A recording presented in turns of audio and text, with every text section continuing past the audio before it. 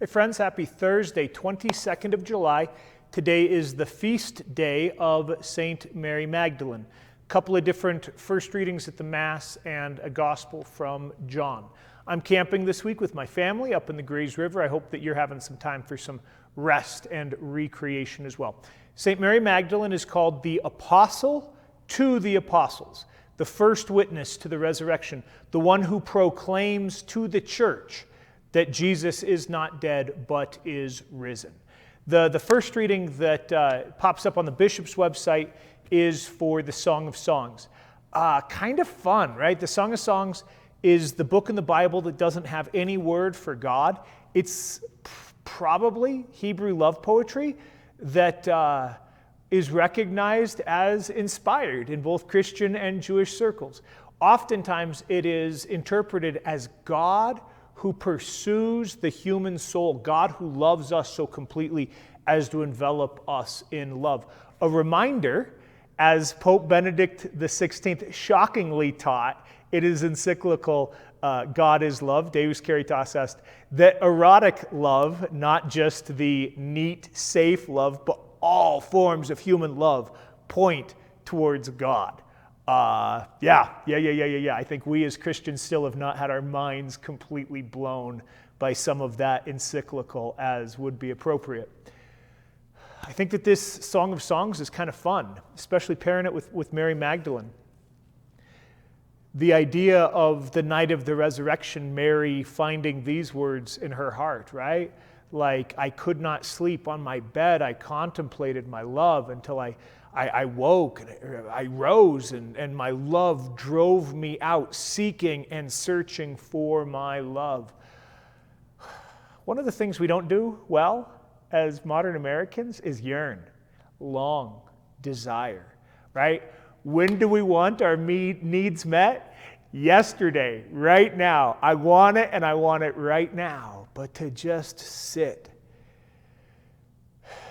in that place where we are creation, in that place where we have deep desires and deep longing that ultimately can't be satisfied with this world, but at the same time that drives us into holiness, into human relationship, into pouring ourselves out in sacrificial service towards others, to just sit in that place of incompleteness and emptiness, to acknowledge it inside of us, to have a conversation with our Creator about it. That's a little bit of what I hear in that first reading, especially as it's applied to Mary Magdalene in the hours before the resurrection is revealed to her. Okay, the gospel is John. If you notice, it's kind of a few verses, and then we miss some, and then a few more verses. Because our focus today is Mary Magdalene, we're missing the story of the disciple whom Jesus loved and Peter running to the tomb after the proclamation of Mary. What I hear, what I pray with in this is Jesus in the resurrection who is unrecognizable by this close, dear, loving friend of his until he calls her by name, Mary.